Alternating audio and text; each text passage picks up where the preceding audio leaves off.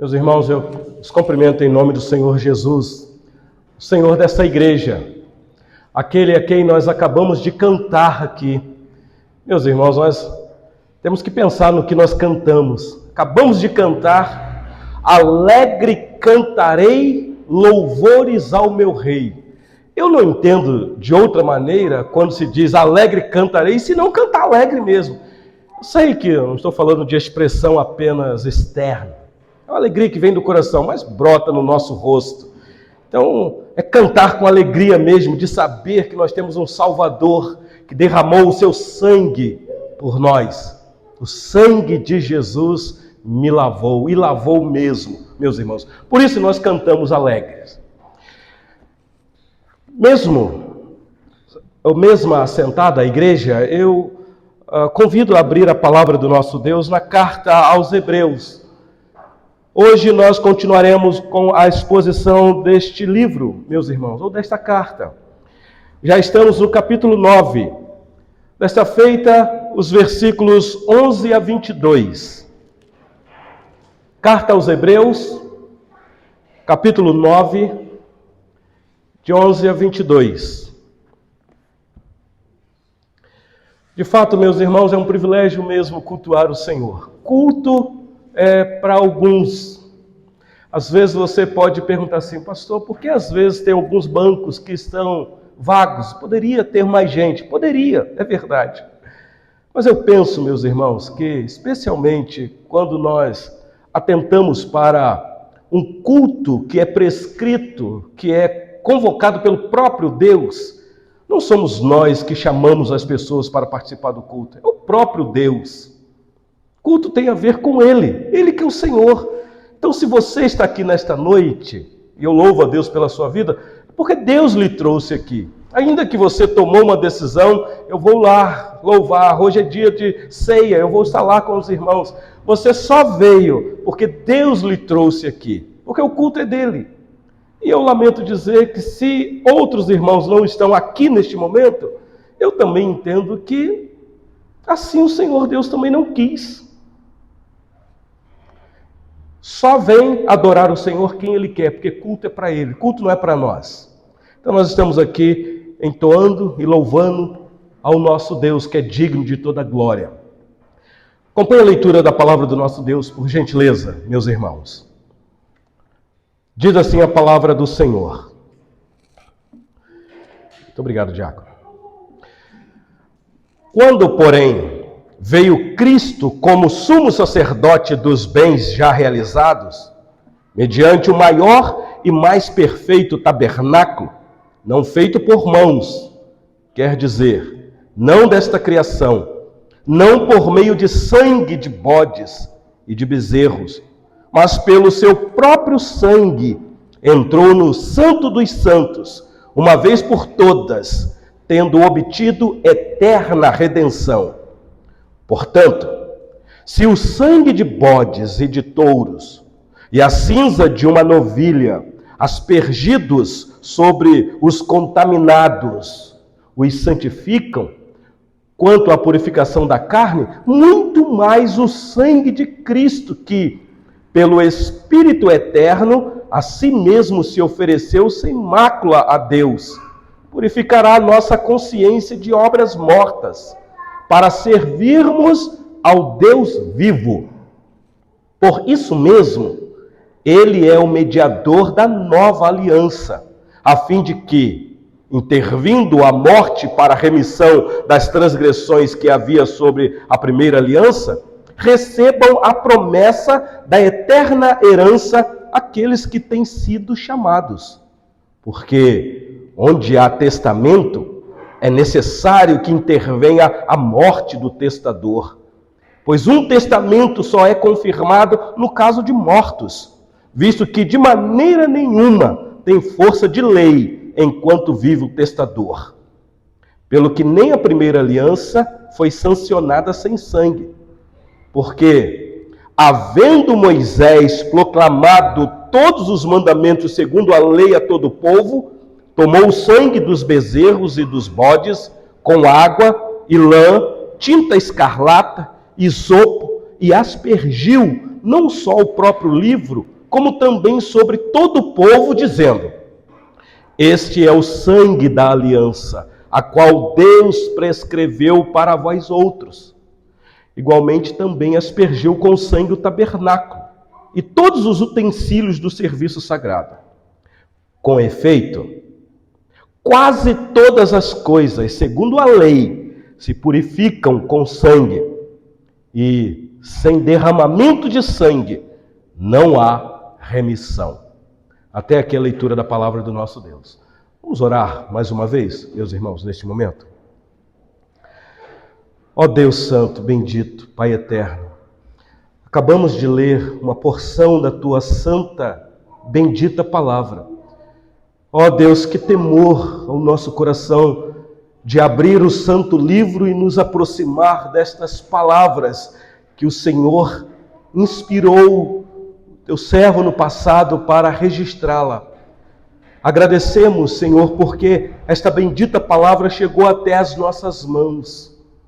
Temos a liberdade de tomá-la e lê-la, ó Deus, juntamente aqui neste culto público que prestamos ao Senhor.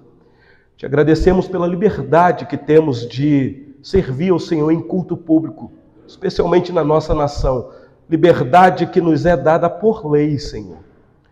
E neste momento em que acabamos de ouvir a leitura da tua palavra, iremos agora, Senhor, explicar o texto. Ajuda-nos, Senhor. Aquilo que o Senhor já nos deu a oportunidade de analisar, de examinar agora, aqui juntamente com meus irmãos. Ó Deus, abençoa-nos com a explicação desse texto, dando-nos aplicações vindas do Espírito Santo, o mesmo que inspirou o autor. Rogamos-te que o Espírito Santo seja o pregador aos nossos corações nesta noite. Assim oramos no nome do Senhor Jesus. Amém. Meus irmãos, vocês sabem que nós estamos com a responsabilidade de fazer a exposição de toda a carta aos Hebreus. São 13 capítulos. Um desafio muito grande. Já chegamos no capítulo 9. Já estamos aí na finalização. Semana que vem, se o Senhor Deus nos permitir, finalizaremos o capítulo 9 e entraremos posteriormente no capítulo 10. Tão esperado o capítulo 10.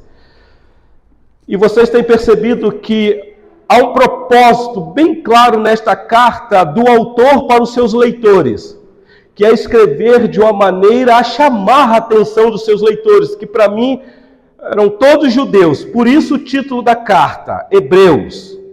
Mas esta carta também tem aplicações para nós, meus irmãos, que não somos judeus por tradição, por cor sanguíneo. Mas eu tenho dito aqui que a nossa fé é uma fé de tradição judaica. Eu ouvi alguém dizer, e eu concordo, que o verdadeiro cristão é um judeu consumado. Então a palavra é para nós aqui nesta noite. E temos tirado algumas lições. Na última mensagem, quando aqui estivemos, os irmãos lembram que nós olhamos para o início desse capítulo 9, quando o autor faz aquela comparação do tabernáculo lá dentro da nação com o tabernáculo celestial que Cristo adentrou e que era agora para a gente prestar atenção que Deus não habita mais em templos feitos por mãos de homem. Existe agora um tabernáculo espiritual. Deus habita nos corações. O templo agora somos nós, meus irmãos. Ainda imperfeito, mas o Deus que habita em nós é um Deus perfeito. Mas o templo do Espírito Santo somos nós. Então, a questão da construção do local para adorarmos ao Senhor tem a sua significância, mas nós não somos templistas. Não adoramos o lugar. A igreja somos nós, pessoas, membro do corpo de Cristo. E nós vimos aqui como que o autor trabalhou isso muito bem, mostrando qual era o propósito daquele tabernáculo e para quem apontava tudo aquilo. E hoje, meus irmãos, eu quero ver com vocês o que era realizado dentro do tabernáculo e posteriormente dentro do templo, que eram os sacrifícios no altar, derramamento de sangue. Agora o foco do autor é no sangue dos animais do Antigo Testamento, apontando para Cristo. E preste atenção no detalhe aqui, meus irmãos. Uma das diferenças que muitos dizem, e eu penso que é verdade, entre o cristianismo e as demais religiões, é que o cristianismo fala de morte, muito, muito. E não só de morte, fala de sacrifício. E particularmente, derramamento de sangue, sangue derramado, entendido biblicamente aqui, meus irmãos, por favor. Porque nós temos visto aí no meio da política cristãos que se levantam para defender partidos políticos, dizendo que sem derramamento de sangue não há remissão. Como que dizendo, nós temos que pegar em espada para derramar sangue de quem quer que seja. Nós não concordamos com isso. A pessoa que falou isso está extremamente equivocada, citando o texto das Escrituras sem analisar contexto, para uma vontade particular, para satisfazer a vontade de um grupo especial. Nós não vamos por esse caminho mesmo. Não é assim que nós entendemos as Escrituras. Nós analisamos contexto aqui. Mas o fato é que o cristianismo é assim, meus irmãos. Fala de sangue o tempo todo. Alguém já rotulou o cristianismo, que tem uma teologia muito boa, especialmente a de tradição reformada, que é uma teologia de açougue. Uma vez eu ouvi o reverendo Augusto Nicodemos falar sobre isso. Por quê, meus irmãos? Por causa da ênfase que os cristãos dão constantemente ao sangue. Hoje nós iremos participar de um dos sacramentos, a ministração da ceia. E não tem como falar, meus irmãos, de sangue. Acabamos de cantar aqui, somente pelo sangue. O sangue de Jesus me lavou. Então é sangue para lá, sangue para cá, é muito sangue. Então a ideia da morte e do sangue é sim uma ideia central do cristianismo, da nossa simples fé no Senhor Jesus.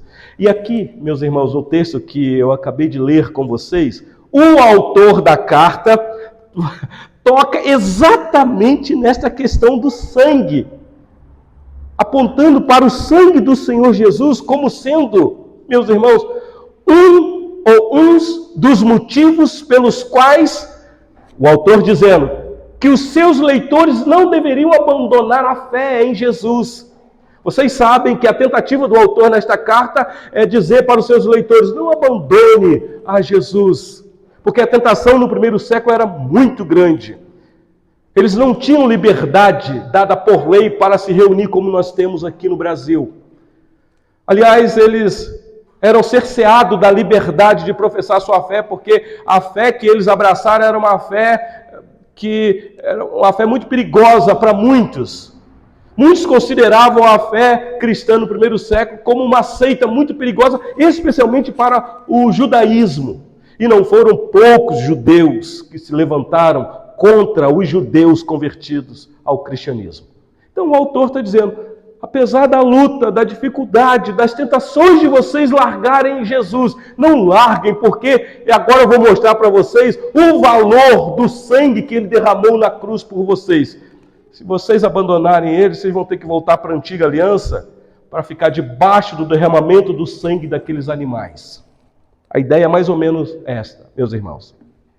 E aqui o nosso autor está fazendo esta comparação do sangue dos animais com o sangue do Senhor Jesus.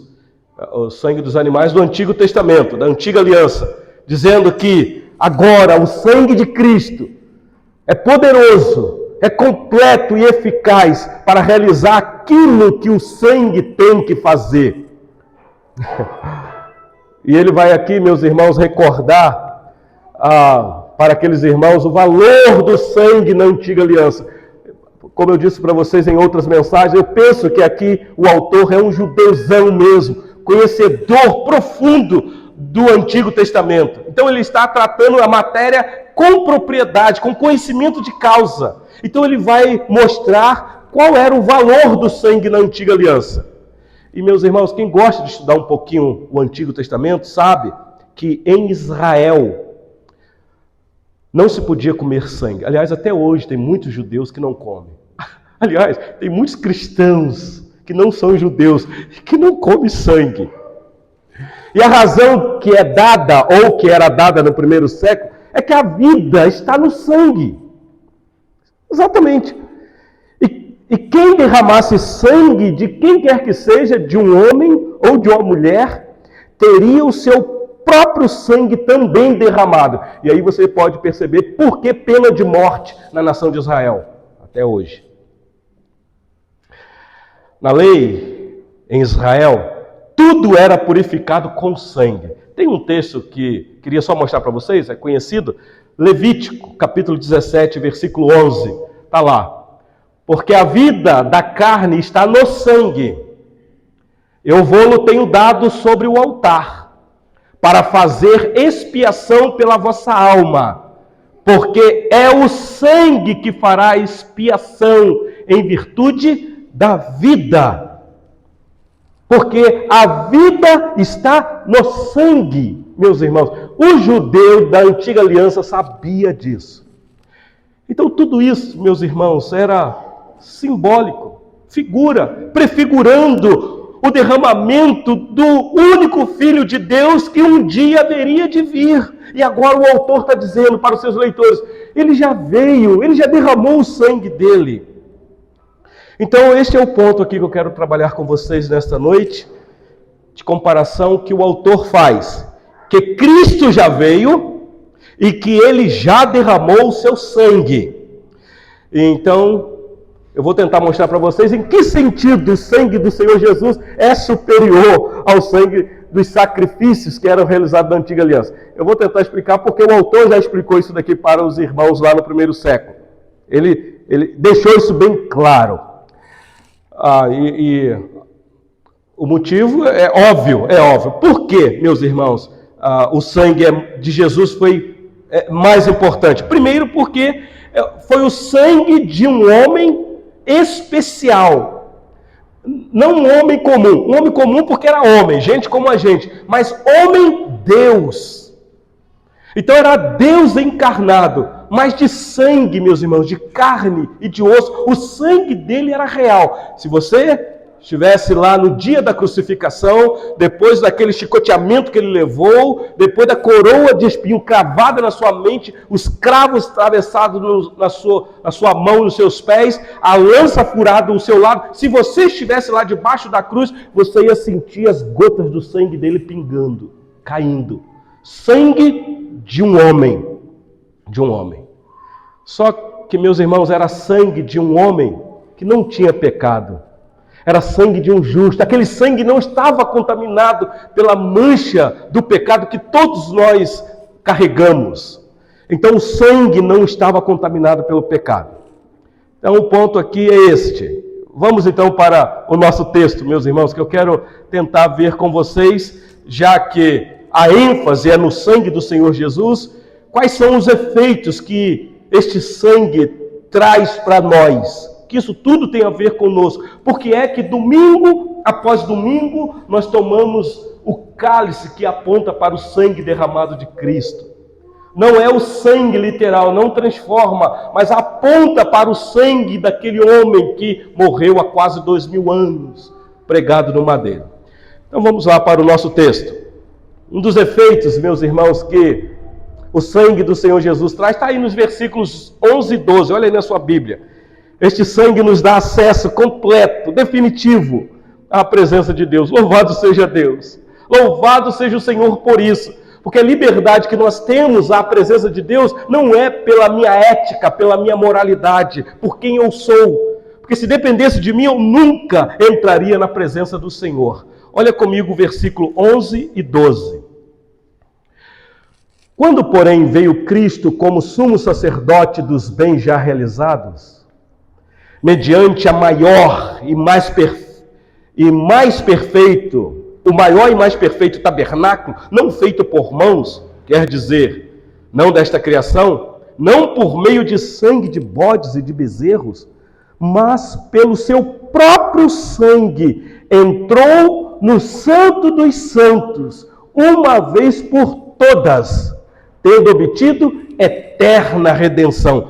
Preste atenção nesse detalhe, meus irmãos. Eu tenho falado aqui com vocês, às vezes parece repetitivo, mas é para você guardar isso. Lá na nação de Israel, na antiga aliança, o sacerdote ou o sumo sacerdote entrava uma vez por ano. Vocês lembram que nós fizemos um gráfico aqui para vocês, como que era o tabernáculo, ou posteriormente o templo. Tinham 3 repartições. Primeiro o pátio, depois você entrava propriamente dito dentro do tabernáculo, de um lugar mais reservado, chamado Santo Lugar. E depois tinha um outro lugar chamado Santo dos Santos, é um lugar bem mais íntimo, que só o sumo sacerdote entrava uma vez por ano, para oferecer sacrifício. Então o sacerdote entrava lá uma vez, o sumo sacerdote uma vez por ano, no Santo dos Santos, que era esse lugar mais íntimo do tabernáculo, onde estava a Arca da Aliança, onde Deus se revelava, meus irmãos, de maneira especial para o sumo sacerdote. E o que é que o sacerdote fazia lá? Claro, o sacerdote ali derramava o sangue de um animalzinho que ele havia sacrificado em cima da tampa da arca, a tampa da propiciação, ou caforete, por assim dizer, e derramava aquele sangue ali, meus irmãos, para fazer pagamento pelo pecado do povo, e dele também, fazer expiação. Aliás, o sumo sacerdote primeiro fazia expiação por ele, porque ele era um pecador. Então ele entrava lá, derramava o sangue em favor dele, pedindo perdão, e depois ele fazia isso em favor do povo. E, meus irmãos, isso era feito todo ano, todo ano. Pergunta que a gente pode fazer: por que todo ano? E a resposta é simples: porque aquilo não tinha efeito final. Tinha o efeito, mas não necessário para trazer finalidade de perdão de pecado. Não era eficaz, meus irmãos. E por quê? Você sabe que quando você está com uma enfermidade, e que se você vai ao médico e o médico diagnostica essa enfermidade, ele passa remédio para você. Se ele diz: olha, esse remédio aqui você vai ter que tomar durante a sua vida toda. Por exemplo, quem é hipertenso, vai ter que tomar um remedinho agora para controlar essa pressão alta. E você vai ter que tomar todo dia, não deixe de tomar não. Isso significa que o remédio não é eficaz. Ele ameniza. Porque se o remédio fosse bom, o médico daria uma dose só. Toma isso daqui e acabou o problema. Aí você não precisa nunca mais tomar o remédio. Não é assim? É tão bom quando a gente vai no médico e há uma enfermidade, o médico passa o remédio é bom. Você tomou, meu Deus, acabou, não tenho mais a doença. Mas se eu tenho que tomar remédio, tomar, isso significa que a doença está lá. Então, o motivo é esse. Todo ano tinha que realizar esse sacrifício porque não resolvia o problema. O problema estava lá, todo ano tinha que realizar, meus irmãos. Agora, preste atenção no detalhe. Isso aqui é fantástico. Olha o que o autor vai dizer. A diferença é que Cristo, o Cordeiro de Deus, entra no Santo dos Santos. E o nosso autor aqui nos dá uma informação muito interessante. Você olhou aí no texto. Cristo é o sumo sacerdote.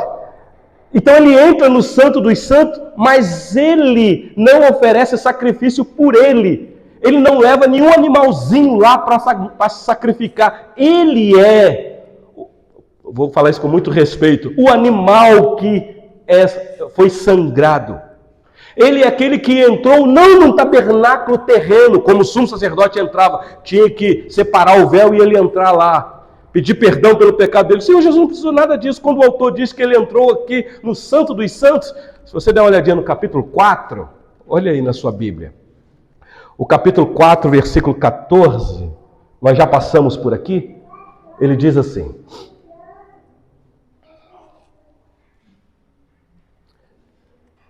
Hebreus 4:4. Tendo, pois, a Jesus, o Filho de Deus, como grande sumo sacerdote que penetrou os céus, conservemos firmes a nossa confissão.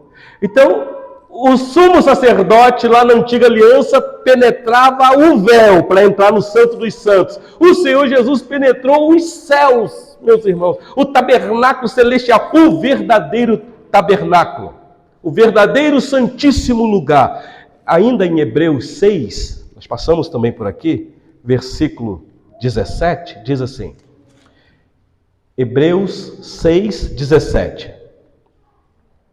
Olha esse texto.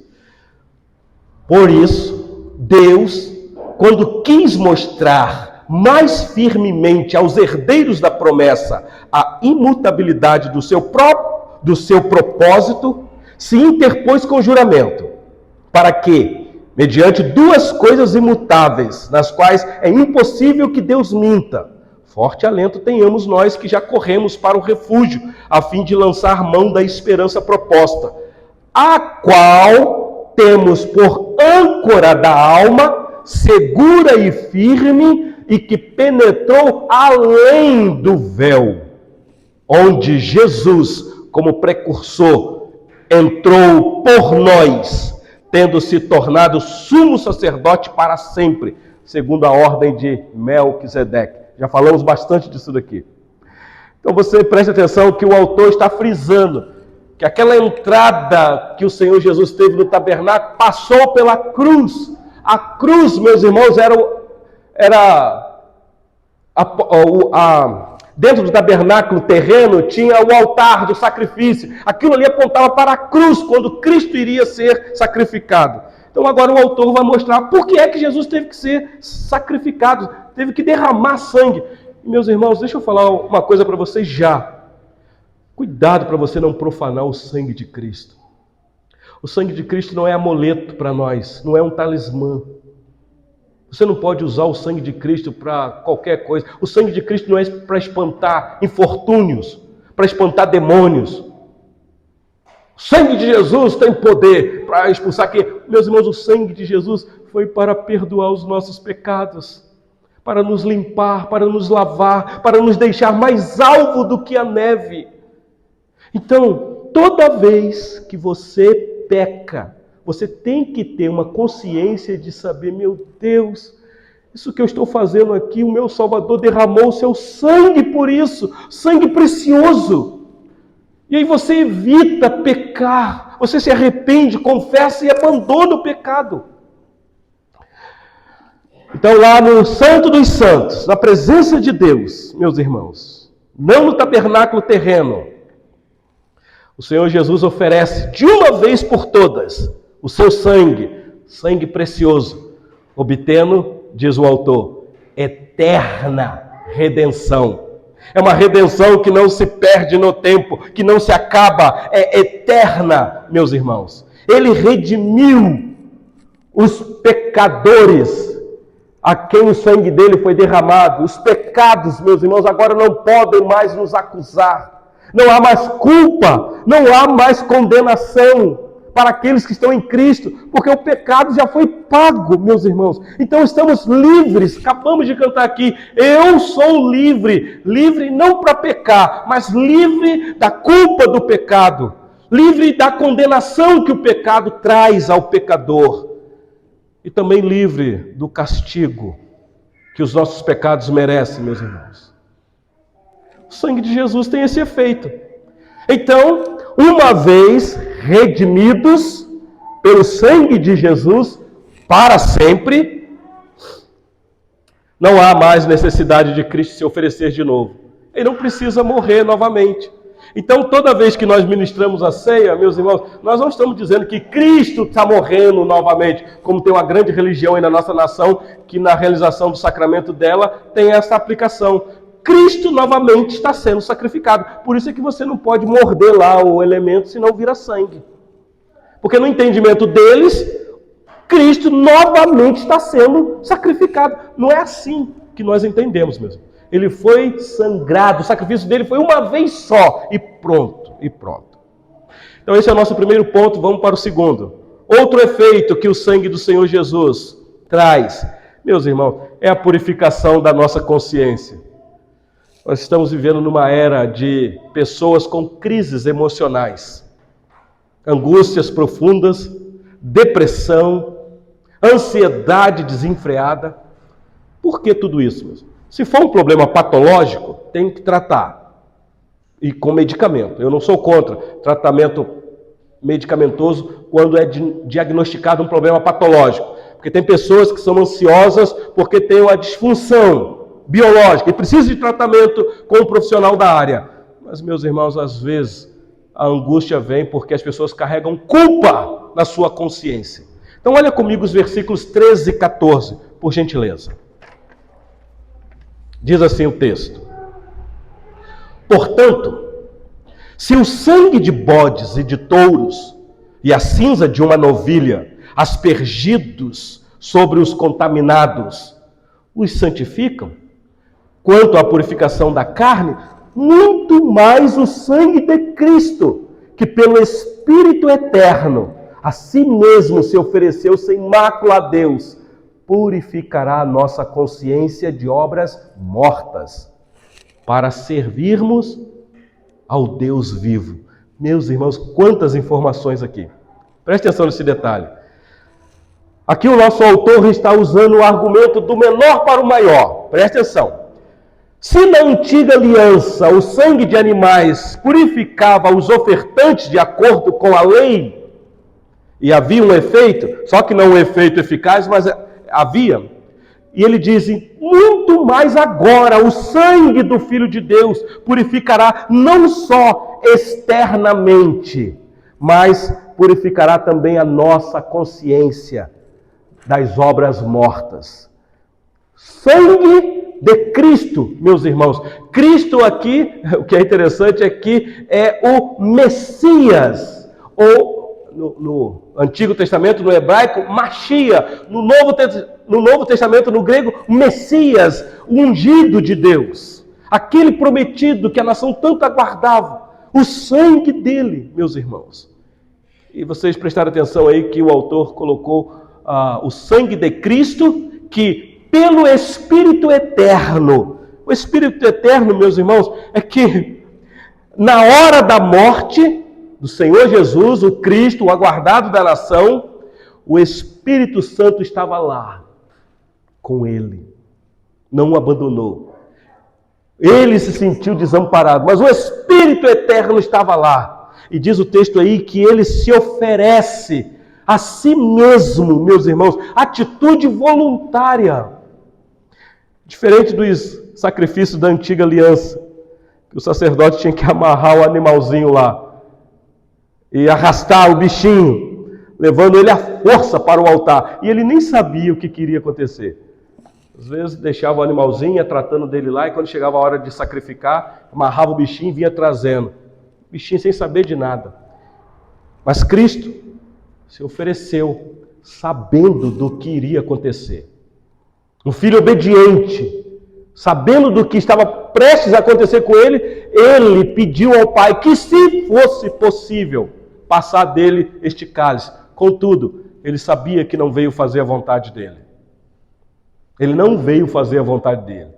Ele veio fazer a vontade daquele que o enviou. Eu disse para os nossos irmãos na antessala aqui da preparação deste culto, meus irmãos, se o próprio Senhor Jesus não veio fazer a vontade dele, imagine nós.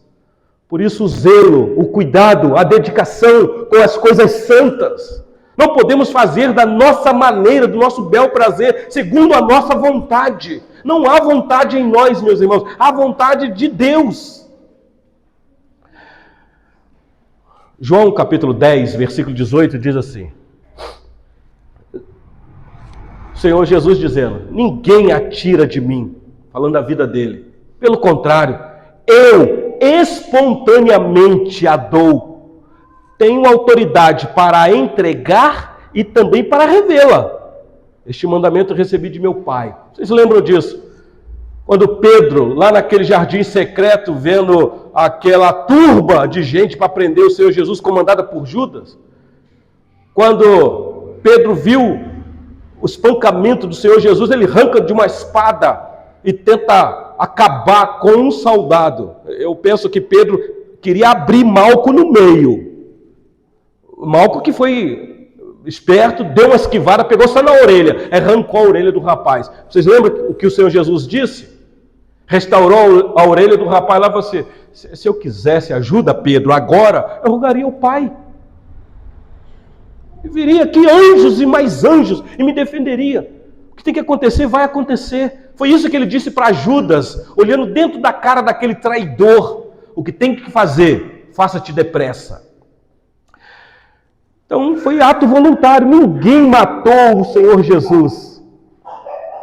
Cuidado com o preconceito contra os judeus. Não seja um antissemita. Não fique com raiva dos judeus, porque essa raça matou o nosso Salvador. Ninguém matou ele, meus irmãos. Ainda que aqueles que o crucificaram têm responsabilidade. Mas a vida do nosso Salvador foi entregue. E diz aí também que o sangue dele é sem mácula é sem mancha. Então, meus irmãos, qual é o efeito do derramamento do sangue de Cristo, o Cristo prometido pelo Espírito Eterno, que voluntariamente se ofereceu a Deus sem mácula? Qual é o efeito? Está aí no finalzinho do versículo 14. Para purificar a nossa consciência de obras mortas. Que a gente descobre que nós não podemos confiar na nossa consciência, não. A nossa consciência tem um mandamento lá que nos enquadra todo dia. A cobiça. Consciência de obras mortas. Então o sangue de Cristo purifica essa consciência de obras mortas com a finalidade de servir a Deus, ou com essa prioridade. E meus irmãos, eu poderia perguntar para vocês o que são obras mortas? Já dei uma dica aqui. São aquelas atitudes que fazemos, que produz morte. Quando no coração eu fico com raiva de alguém, porque alguém fez alguma coisa que eu não gostei. Aí lá no coração, você não fala com ninguém. Você fala, tomara que fulano morra. Fulano para mim não existe mais. Isso é obra morta, produz morte, não vida. Quando você dá uma olhada, desejando algo que não é lícito, lá no teu coração, você nem praticou nada, mas desejou. Isso é obra morta. São os atos pecaminosos, meus irmãos, que nós escolhemos erradamente. Pensamentos contrários à lei de Deus. Tudo isso produz morte. Elas são chamadas de obras mortas, meus irmãos, não somente porque produz morte, preste atenção aqui, mas também porque não produz vida. Não tem vida. Porque se tivesse efeito eficaz, o sangue de Jesus não precisaria ter sido derramado tão de forma veemente. Então, nada do que o pecador faça em termos de obra, preste atenção nesse detalhe aqui, devemos praticar as boas obras. Mas nada do que nós fazemos pode produzir vida, se o sangue de Cristo não nos purificar. Porque a nossa consciência nos acusa. Todo mundo tem uma consciência. A pessoa mais bruta. Às vezes você vê um desorientado andando na rua aí, falando sozinho, ainda essa pessoa ela tem uma consciência. E a consciência dela acusa. Meus irmãos, a culpa é universal. É universal. A crise deste século é a culpa na consciência. Pessoas que não conseguem se perdoar, pessoas que vivem carregando um fardo pesadíssimo, não tem mais expressão de alegria.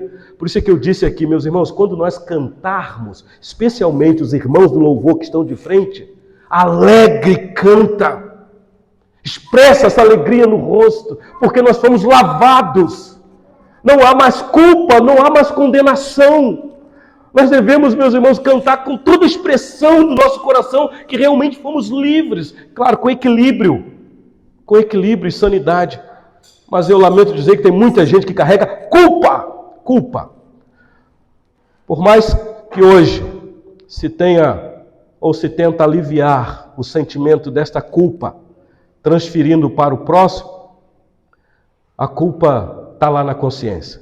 Muitos tentam diminuir, meus irmãos, este peso na consciência. E não são poucos que, tentando afagar a sua consciência dessas obras mortas, vão para as bebidas, tentando aliviar a culpa na mente. Conhece gente assim?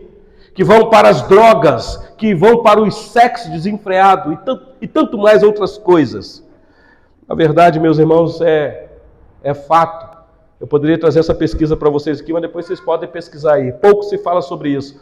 O número de suicídio depois dessa crise pandêmica que está diminuindo, cresceu muito. Gente que não consegue mais resolver os seus problemas. Gente que não consegue mais ver a luz de Cristo brilhar na vida dela. Gente que não consegue ver o valor do sangue que Jesus derramou na cruz do Calvário. E a pessoa dá cabo da vida. E eu estou falando de crentes. Não estou falando de gente lá no mundo, não. Muito bem. Então as obras mortas contaminam a consciência. Guarda isso no teu coração aqui nesta noite. Cuidado com as obras mortas na sua consciência. Não há uma pessoa que consiga viver com a consciência tranquila. Nenhuma. Mas o problema, meus irmãos, não é só a consciência. O problema é que nós praticamos obras mortas. Se fosse só na consciência, por que é que nós praticamos, meus irmãos? A consciência só fica mostrando que alguma coisa está errada. Nós acabamos de chegar do Rio de Janeiro, de um tempo que nós tivemos com a nossa família lá. E lá, andando de carro para baixo e para cima lá, de repente, na véspera de vir embora, eu percebi que a temperatura do meu carro subiu consideravelmente. Eu já tinha consertado aqui, os irmãos lembram. E armou a ventoinha, e eu não percebi aquilo ali, só quando chegamos em casa, tarde da noite. Aí eu abri o capô fervendo. Nu. E aí, prestes a viajar cedo, que eu sempre viajo para cá de madrugada. Eu falei com o Sueli, como é que nós vamos fazer? Completava a água, funcionava o carro, a água não parava. Eu fiquei com tanta raiva, eu não falei com o Sueli, fiquei no meu coração, na minha consciência. Carro miserável, botando a culpa no carro. Meus irmãos, o carro ter dado aquele problema foi culpa do carro? A culpa foi minha. Eu que não prestei atenção no alerta que a temperatura me mostrou. É igual quando o óleo está baixo, a luzinha fica piscando lá. Aí dá um problema no motor do carro, você vai ficar com raiva de quem? Da luzinha que estava piscando? Do carro? Ou você vai ter que ficar com raiva de você que não foi prudente? Então, meus irmãos, a nossa consciência, ela só é a temperatura que sobe, mostrando que alguma coisa está errada, a luzinha piscando. Somente isso. Mas se nós fazemos alguma coisa errada, meus irmãos, é culpa nossa. Mas vamos para o nosso penúltimo ponto aqui. Deixa eu só mostrar para vocês. O sangue dele nos perdoa. E você viu aí que está falando para nos perdoa da culpa para servir ao Deus vivo. Por que, meus irmãos, aqui Deus é chamado de vivo? Exatamente em contraste com as obras mortas que nós praticamos. Ele é o Deus da vida, que criou a vida, que mantém e sustenta a vida. É Deus quem ama a vida, meus irmãos. Então, como servir ao Deus vivo se estamos carregados de obras mortas? Há uma incompatibilidade aí. Por isso que nós precisamos da purificação da nossa consciência para poder servir ao Deus vivo. Eu vi uma vez um pastor dizendo que o nosso maior problema não são os nossos pecados. Eu esperei ele explicar. Não são os nossos pecados? Ele disse que o nosso maior problema são os nossos pecados não confessados. A poeira varrida para debaixo do tapete. O pecado escondido. O pecado divertido. Aquele pecado que você gosta e que você não larga, você não quer confessar, porque se você confessar, você tem que abandonar ele e não pecar mais. Então o nosso problema não é pecar, porque todos nós vamos pecar. João deixou isso bem claro. Eu vos escrevo para que não pequeis, mas se pecar, meus filhinhos, lembra-se que nós temos um advogado junto ao Pai, Jesus, o justo. Então, meus irmãos, é necessário arrependimento, confissão de pecado, abandono da prática do pecado. É necessário para servirmos ao Deus vivo. Olha comigo aí um outro efeito, versículo 15 e 17, meus irmãos, do sangue de Jesus. Parece redundante aqui, mas eu vou explicar rapidamente para vocês. E parece aqui bem difícil de entender, mas não vai ser não. Versículo 15 a 17. Por isso mesmo ele é o mediador da nova aliança, a fim de que, intervindo a morte para a remissão das transgressões que havia sobre a primeira aliança, recebam a promessa da eterna herança aqueles que têm sido chamados.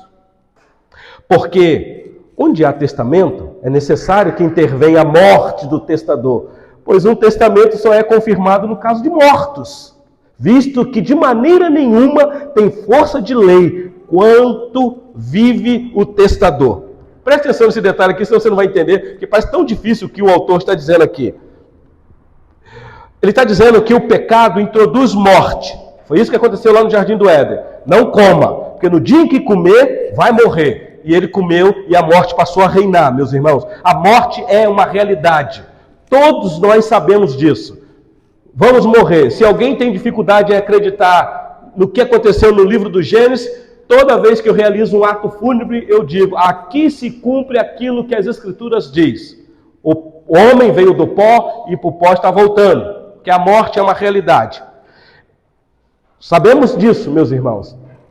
O desequilíbrio que o pecado trouxe na humanidade traz esse desafio, meus irmãos, para todos nós.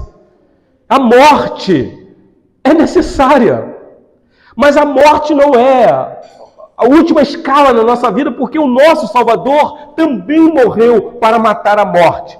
E aqui o texto, o autor vai nos informar que ele quer trazer uma personificação da morte como um cobrador. Eu não quero assustar vocês não. Mas olha o versículo 15. Ele diz assim: por isso mesmo, Jesus é o mediador da nova aliança, a fim de que, intervindo a morte para a remissão das transgressões, o que ele está dizendo é o seguinte: olha, a morte vai aparecer cedo ou tarde para cobrar a alma do pecador, porque eu e você devemos à morte algo.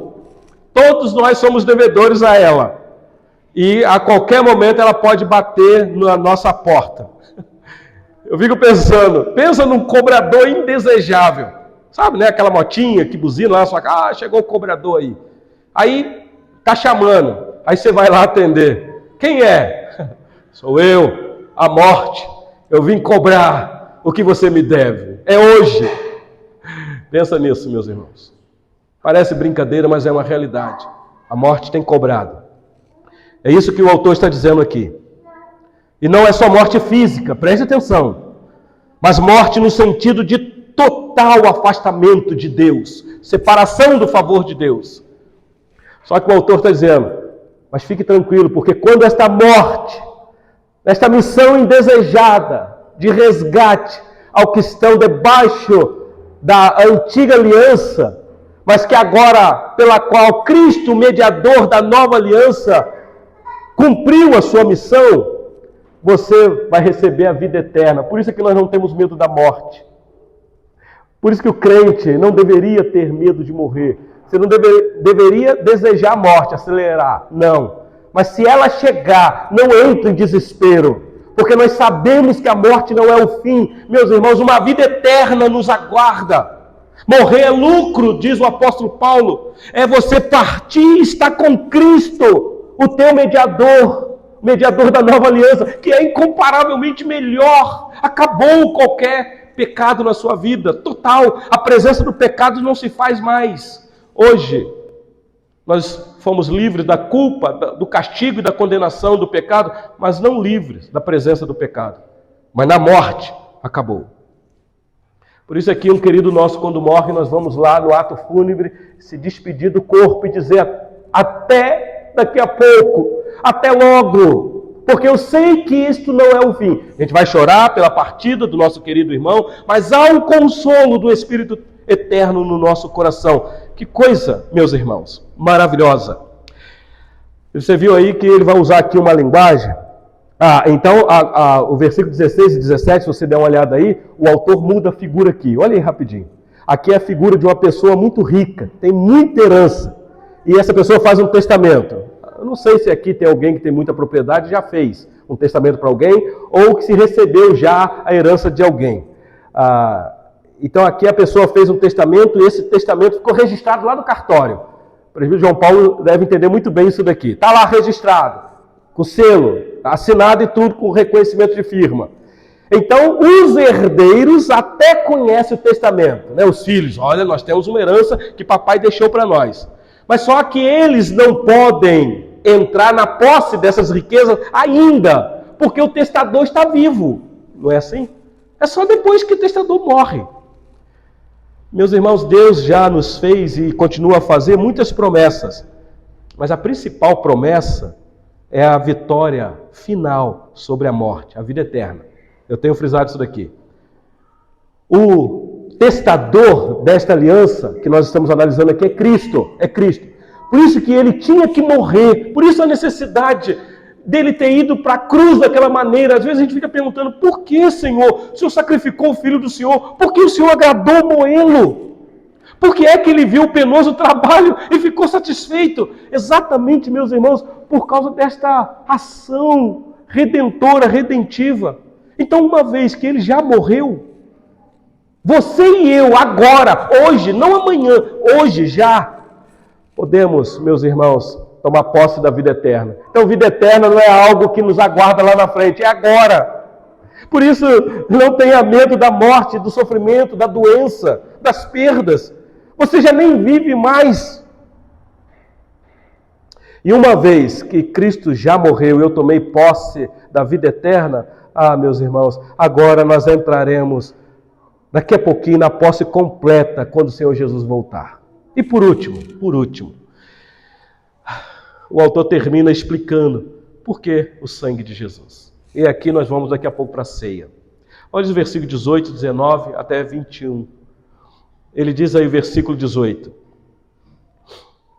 Pelo que nem a primeira aliança foi sancionada sem sangue, porque havendo Moisés proclamado todos os mandamentos segundo a lei a todo o povo, tomou o sangue dos bezerros, dos bodes, com água e lã, tinta escarlate e isopo, e aspergiu não só o próprio livro, como também sobre todo o povo, dizendo, ele está citando aqui, meus irmãos, Êxodo capítulo 24, este é o sangue da aliança, a qual Deus prescreveu para vós outros, igualmente também aspergiu com o sangue do tabernáculo e todos os utensílios do serviço sagrado. E ele conclui no versículo 22 dizendo, com efeito, quase todas as coisas, segundo a lei, se purificam com sangue, e sem derramamento de sangue não há remissão.